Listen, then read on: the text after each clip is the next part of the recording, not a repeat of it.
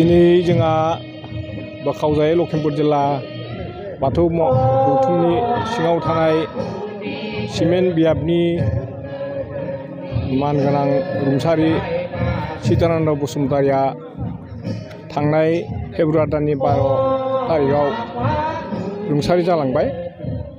बिथाङा रुंसारिनि सिगां गोदो जों लागाल मोनलायनायनिफ्राय जोंनि बाथौ धोरोमनि थाखाय जोबोद नाजानानै जोंनि बाथौआरि मानसिफोरखौ बायदिसिना आसार खान्थि सोलोंनायनि गेजेरजों सम सम बिथाङा जोंनि सावरायमेलाव जोंनो बायदिसिना आसार खान्थिफोरखौ रेबें रेबें दिन्थिनानै फोरोंलाङोमोन।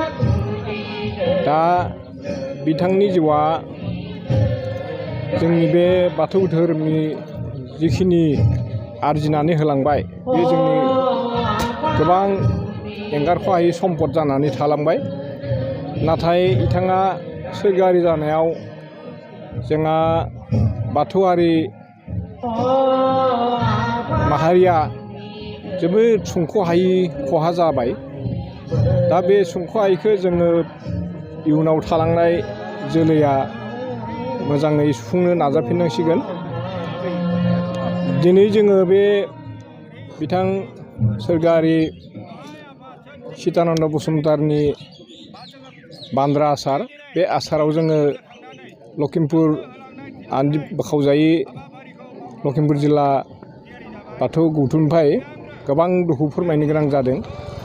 आरो जोङो बिथांनि दिनैनि बान्द्रा आसाराव लखिमपुर जिल्लानि गोबां सुबुंफोरा फैनानै सहाय सहयोग खालामफैदो। दा बिथांनि गोमानायाव जोंहा लखिमपुरा खहा जानायखौ जोङो दुखु फोरमायनो गोनां जादों। आरो बिथांनि न'खरा जाहाथे मोजाङै मोजां बे संसार जानाय बेलायाव अनलायनानै सहायलायनानै थांना थानो नाजालायो जोङो गौथुमनि जानानै बिथांमोनखौ हांख्रायदों।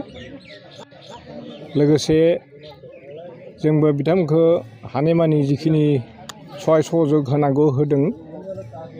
आरो बेनिफ्राय बिथांमोना नाजालायनायनि गेजेरजों थांना थानो नाजालायथोंसै। आं बेखिनिखौ बुंनानै बे चिदानन्द बसुमतारिनि बान्द्रा आसाराव फैनानै बिथां मेडियामनि नाजानायाव आं बेखिनिखौ बुंनानै आंनि बुंनायखौ फोजोबबाय।